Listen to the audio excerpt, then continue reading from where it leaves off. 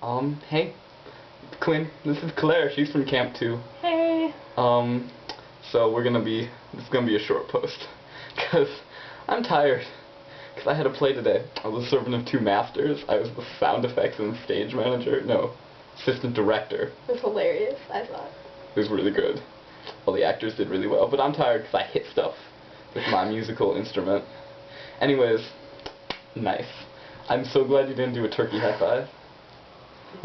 Here, we'll show you what a turkey high five is here. Wait, no, do you want to be the turkey? Like, gobble gobble, gobble gobble. Isn't that? It's so cool. But it doesn't actually look like a turkey. She thinks it's cool, but it's dumb. Here's a drawing we made. It's pretty cool. I'm just gonna add that for interest, you know. Now that you guys are emotionally invested, I can talk about it. I have some things I'm supposed to talk about. I'm supposed to talk where I was born. And I was born in this house, the house that you're being recorded in. What about you, Claire? Where were you born? I was born in my house. Home birth, lame.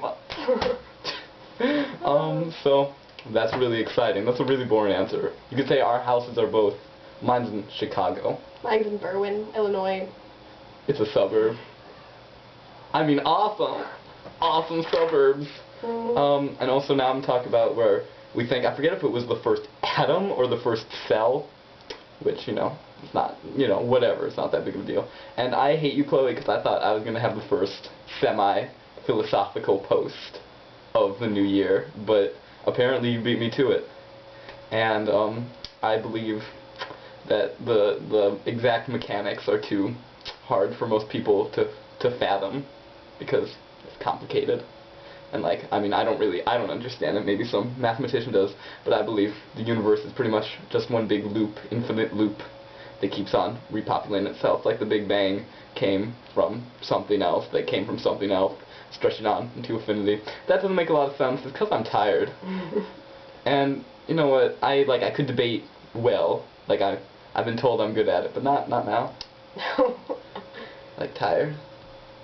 So, do you concur, or do you have your own? I agree.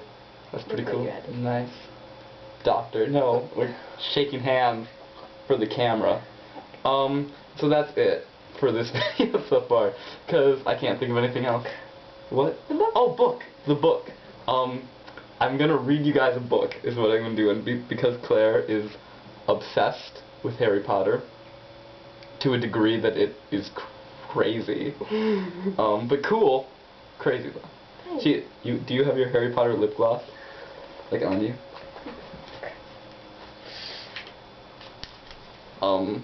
Harry Potter lip gloss. Check it. No, you can't get this in stores. You get this. Where did you get this? I got this at Portis, which is a Harry Potter conference that took place in Texas. So that's where she got that from. So exciting? No. I mean, yes. Yeah. Awesome. It smells good too. Smells like Harry Potter. Like it's Harry Potter's scent. Scent of Potter.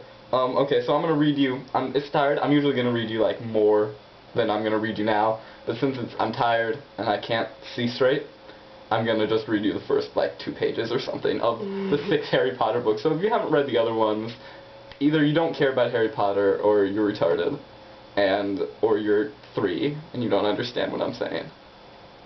Or at least not what I'm saying when I say you're retarded. You probably think I'm talking about candy or something. I really hate small children. So I'm going to talk about these Harry Potter books. It's Harry Potter and the Half-Blood Prince.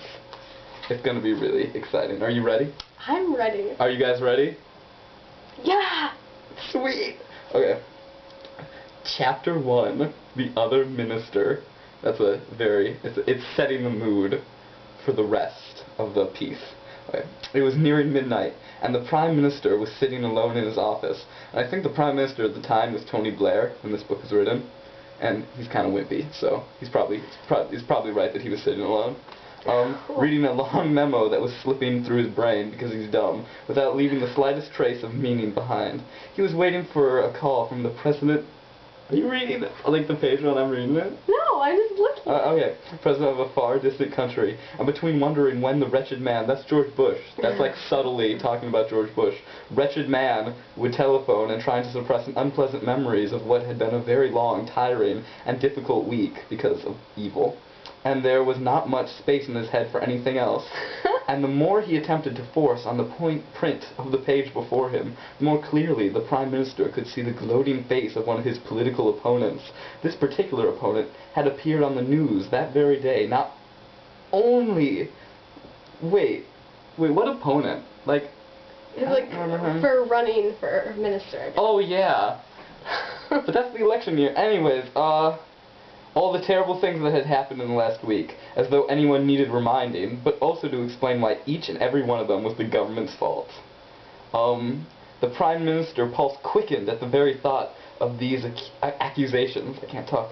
For they were neither fair nor true. How on earth was his government supposed to have stopped the bridge collapsing?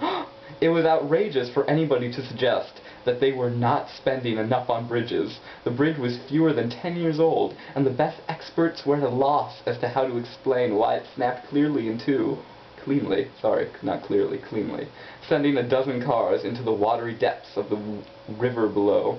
How dare anyone suggest that it was lack of policemen that had resulted in those two very nasty and well-publicized murders, or that the government should have somehow foreseen the freak hurricane in West Country that had caused so much damage to both people and property. That was not his fault that one of his junior ministers, Herbert Chorley, had chosen this week to act so peculiarly that he was now going to be spending a lot more time with his family. A grim mood has gripped the country, the opponent had concluded, barely concealing his own broad grin, because he's a douchebag. Probably a Republican. No. And unfortunately, this was perfectly true. The Prime Minister felt it himself. People really did seem more miserable than usual. Even the weather was dismal. All this chilly mist in the middle of July. It wasn't right. It wasn't normal. He turned over the page, the second page of his memo, saw how much longer it went on, and gave it up as a bad job. Stretching his arms above his head, he looked around his office mournfully. It was a handsome room with fine marble fireplace facing the long sash windows, firmly closed against the unseasonable chill. With a slight shiver, the Prime Minister got up and moved over to the window, looking out at the thin mist that was pressing itself against the glass. It was then, as he stood with his back to the room, that he heard a soft cough behind him. Cliffhanger. You guys don't know what's gonna happen, unless you read these books. You probably forgot.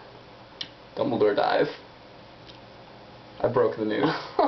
You know what? I just know that someone's gonna watch this and not have seen it.